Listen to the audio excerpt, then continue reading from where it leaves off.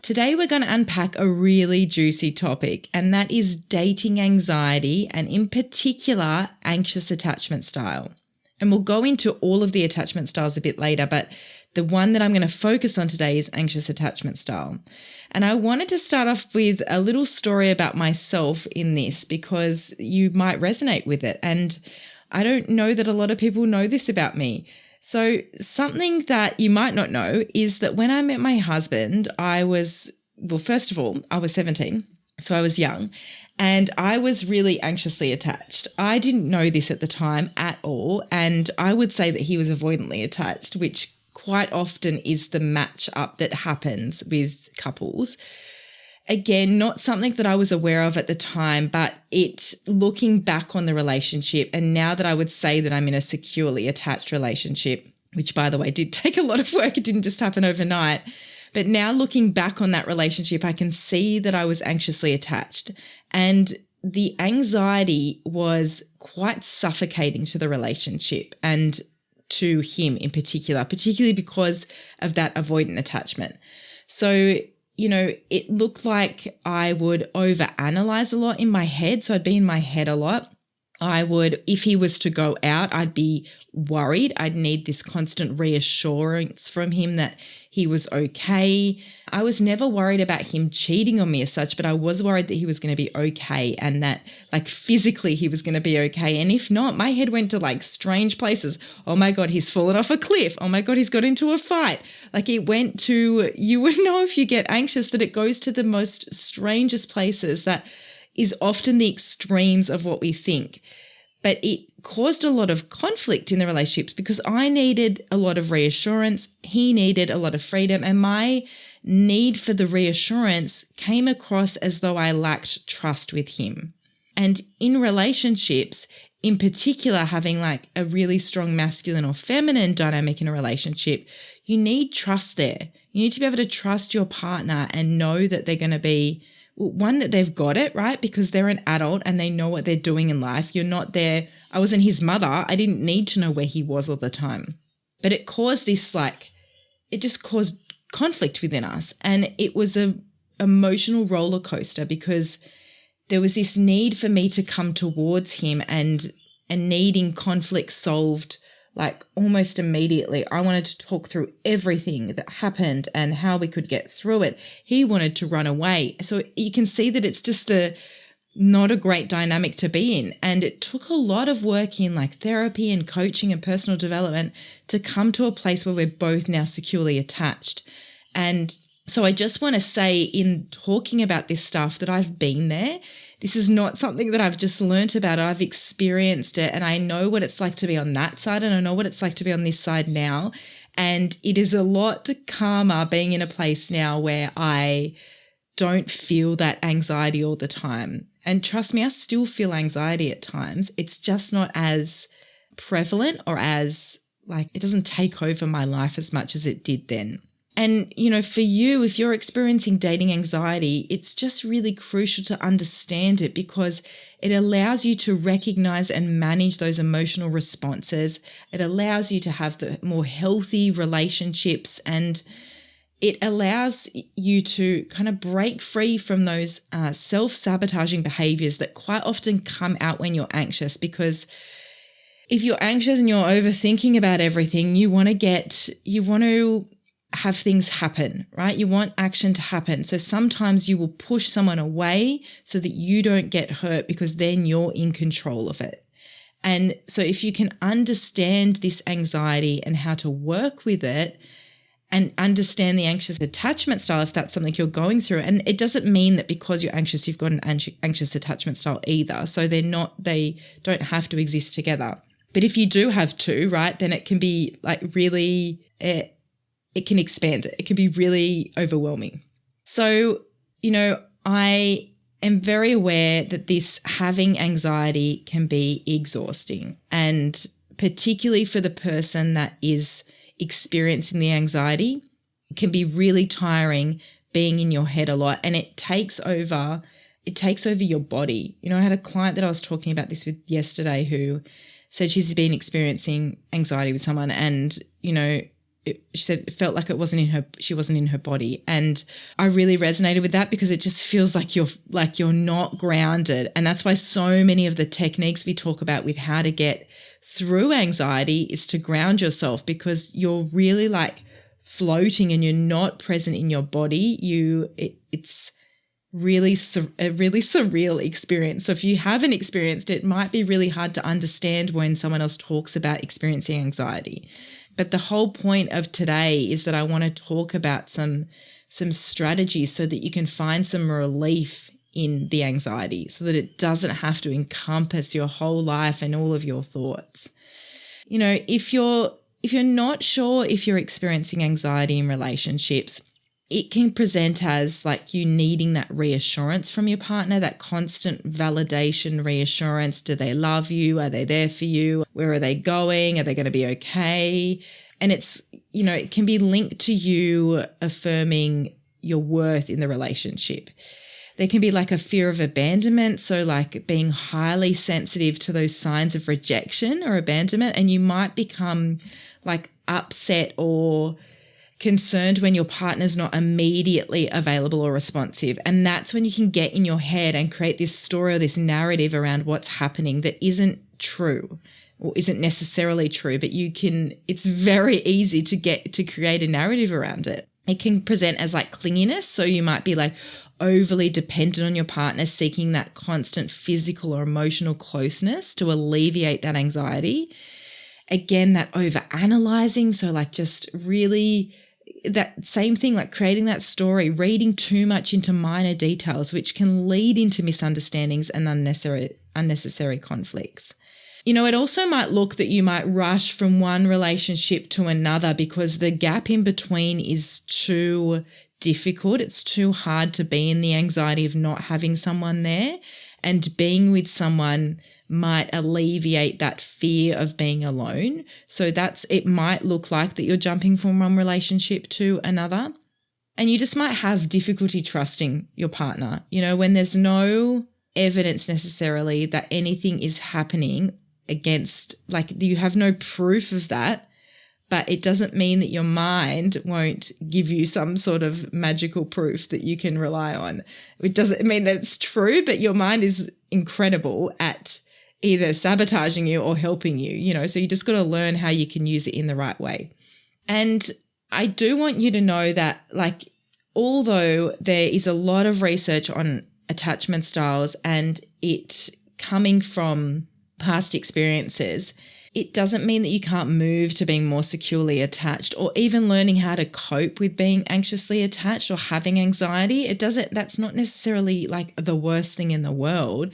Sometimes anxiety can be a real superpower, but it's just being aware of like, how do I use this to my ability? How do I use this to help me as opposed to hinder me?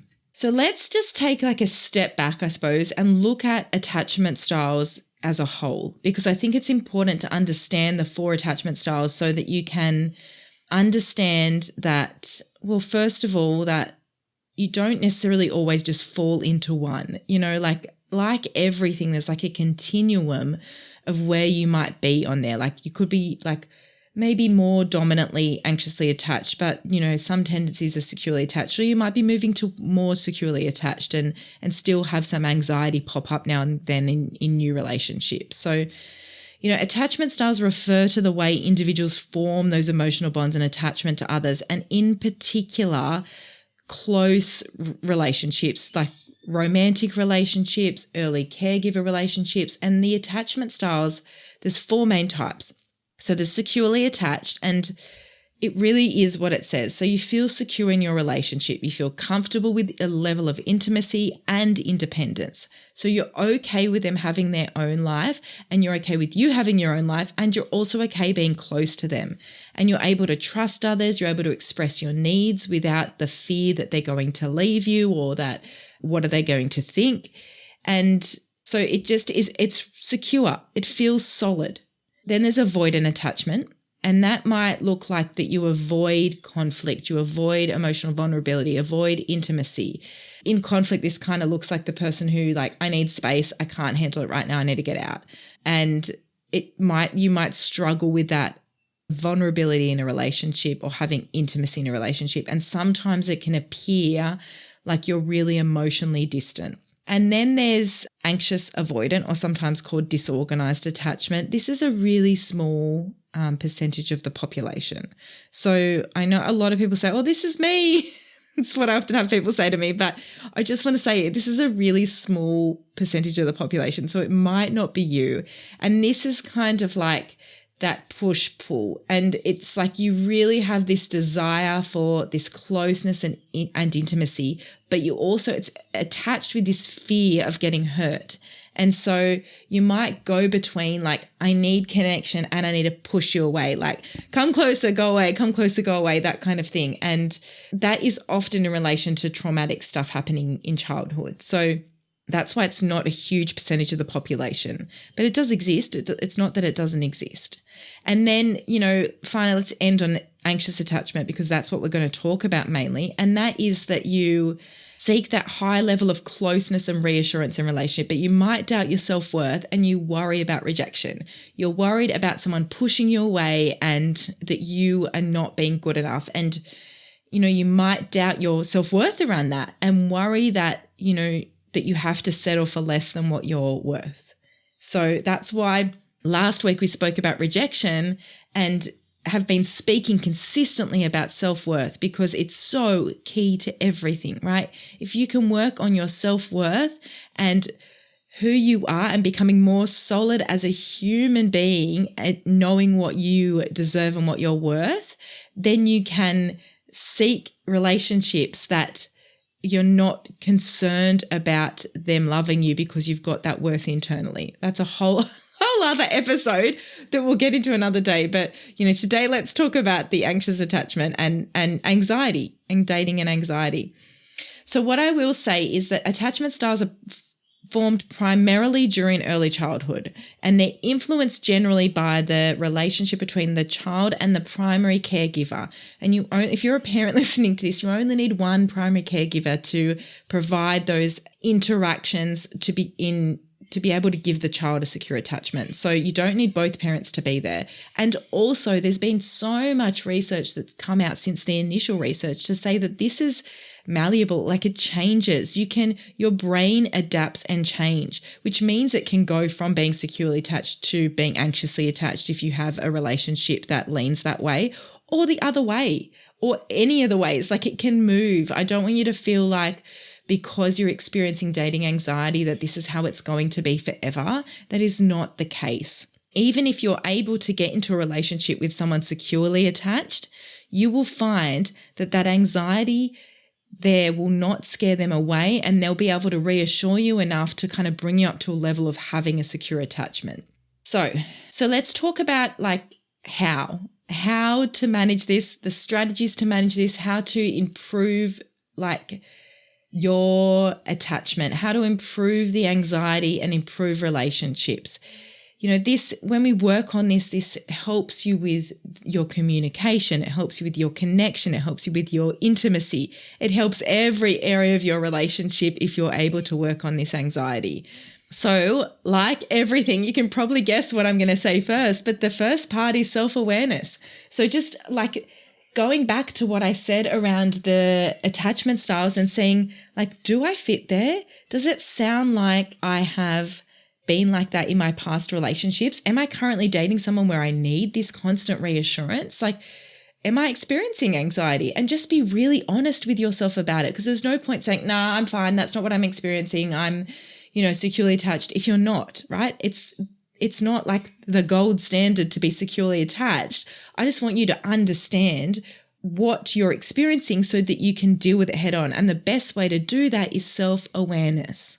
So again, going back to the past relationships, having a look at them, seeing if that's something that kind of came out of them. Like if you've got good relationships with ex-partners, chat to them about that. Chat to your friends. Like, did it seem like I was exhibiting anxiety around that? They'll know, because you probably would have gone to them with like, tell me if this is like, am I going crazy? Am I jumping to conclusions, or am I like, is this real? Then it's important to practice something that is going to ground you. So anxiety is all about that like future projection, like what is going to go wrong in the future, and it's not present. So the more that you can be present and in the moment, you can kind of remove yourself from viewing, from being in it and view it.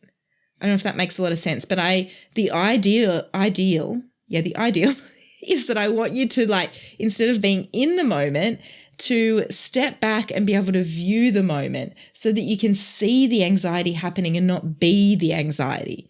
And one way to do that is to like practice mindfulness. Like there's many techniques out there, like there's breathing techniques that you can do. There is mindfulness techniques, like there's one called, I don't know officially what it's called, but I call it 5, 4, 3, 2, 1.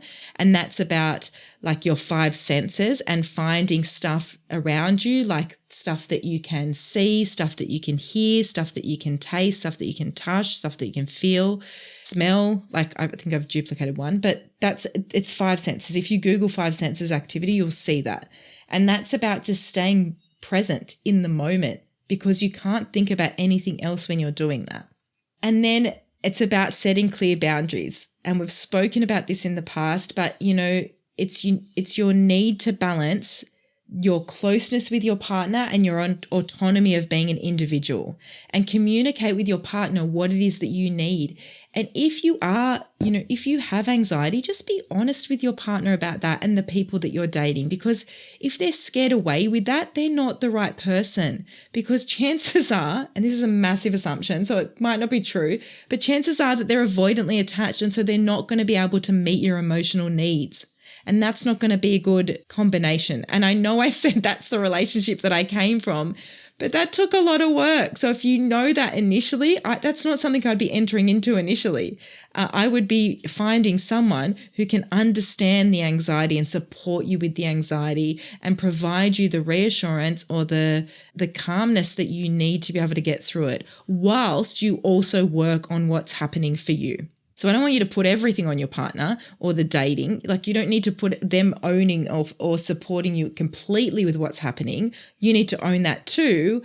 But it's important for, like, I suppose, a combination of those things, because again, we heal in relation with others, right? This isn't work that you do alone. Self-care is really important in this, because I need you to be able to look after your own well-being.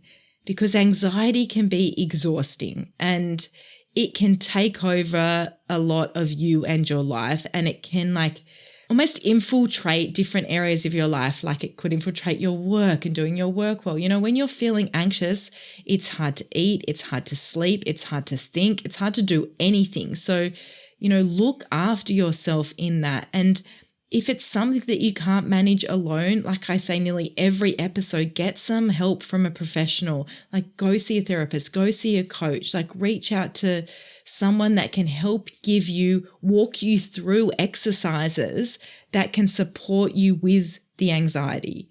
Because that's really important, to know what to do in the moment.